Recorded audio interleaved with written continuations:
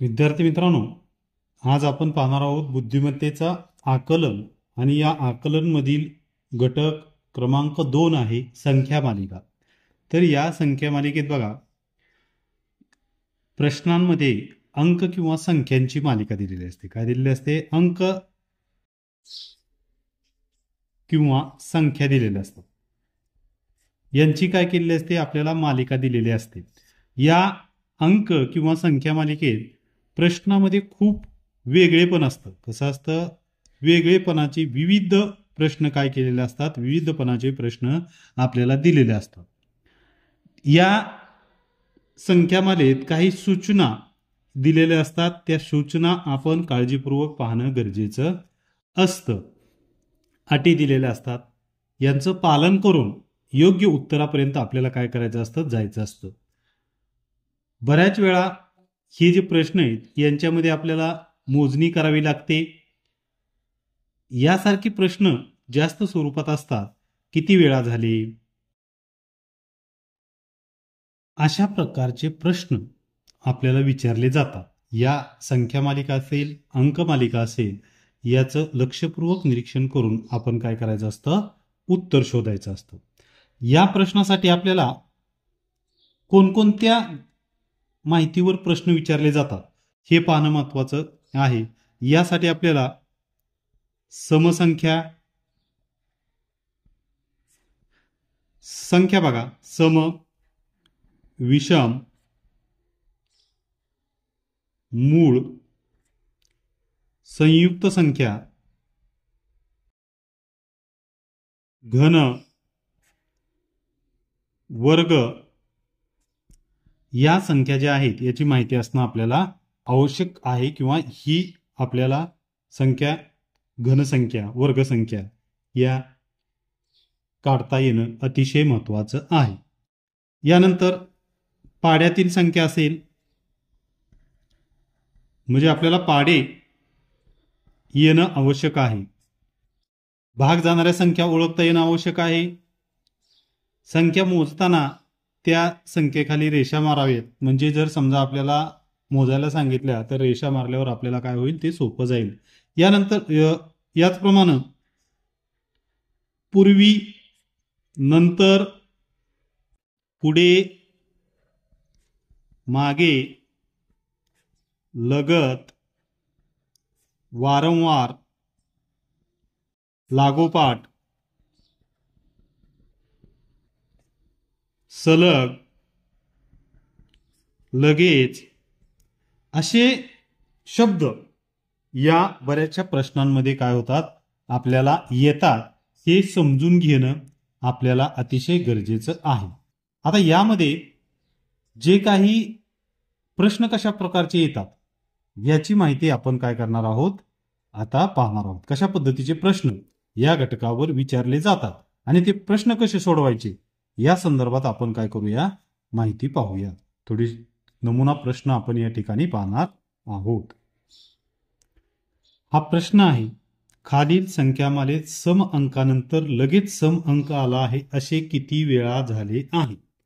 तर पहा काय करायचं, प्रश्न कसा सोडवायचा बघा व्यवस्थित काळजीपूर्वक। आपल्याला काय बघायचंय? सम अंकानंतर लगेच सम अंक। तर याच्यातला सम अंक कोणता आहे? 7 नाही, 4 आहे। याच्यानंतर लगेच सम आहे का? आहे, म्हणजे याच्या खाली रेष ओढा, म्हणजे आपल्याला काय होईल? समजेल किती वेळा आलाय ते। 1 वेळा। हा 3 अंक आहे, हा विषम आहे। हा 2 सम आहे, याच्यानंतर लगेच सम आहे का? नाही, मग हा धरायचा नाही। 9 विषम। 4 सम आहे, याच्यानंतर लगेच सम अंक आलाय का? तर आलाय।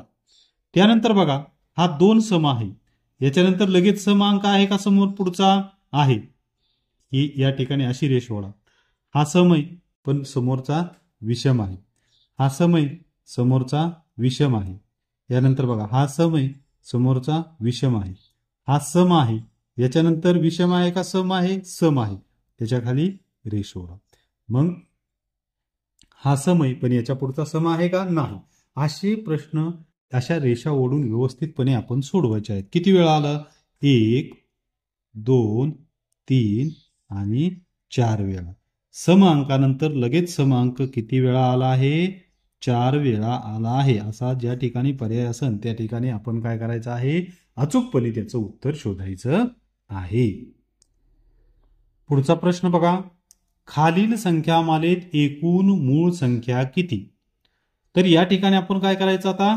क्रमानं मूळ संख्या याच्यामधल्या शोधायच्या आहेत. तो आपल्याला 1 ते 100 मधील मूळ संख्या किती आहेत याची अतिशय सोपी ट्रिक शोधण्याची मी पाठीमागे तुम्हाला व्हिडिओमध्ये दाखवलेली आहे. आपल्या यूट्यूब चॅनेलवर 1 ते 100 मधील मूळ संख्या शोधणे सोप्या पद्धतीने या टायटलवर व्हिडिओ आहे. तो व्हिडिओ पहा. तो व्हिडिओ पाहिल्यानंतर 1 ते 100 मधल्या मूळ संख्या शोधणं आपल्याला एकदम सोपं जाईल. आता या संख्यामालेत जर आपण पाहिलं तर मूळ संख्या बघा 13, 17, त्यानंतर 67, त्यानंतर 71 आणि 97 या 5 मूळ संख्या यामध्ये आहेत.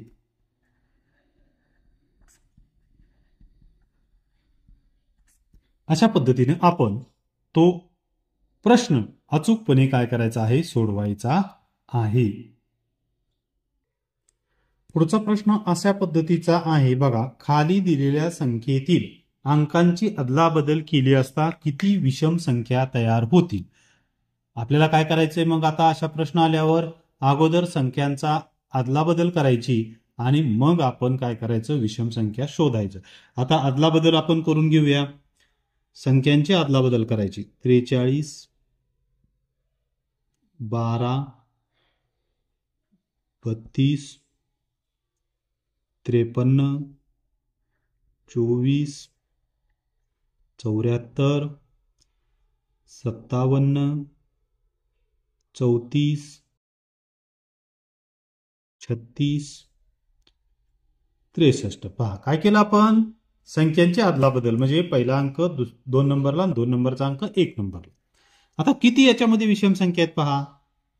याच्यातल्या विषम संख्या शोधायच्यात आपल्याला. 1, 2, 3, 4. किती विषम संख्या आहेत बघा? 43, 53, 57 आणि 63 या 4 विषम संख्या यामध्ये आहेत. अशा पद्धतीनं अचूकपणे आपण सूचना ऐकून त्या पद्धतीने काय करायचं आहे? प्रश्न सोडवायचा आहे. असेच वेगवेगळे प्रश्न आपण सूचना पाहून योग्य पद्धतीने काय करायचे? काय करायला सांगितलं आहे हे पाहायचं आणि अचूकपणे प्रश्न या घटकावरील सोडवायचे आहेत.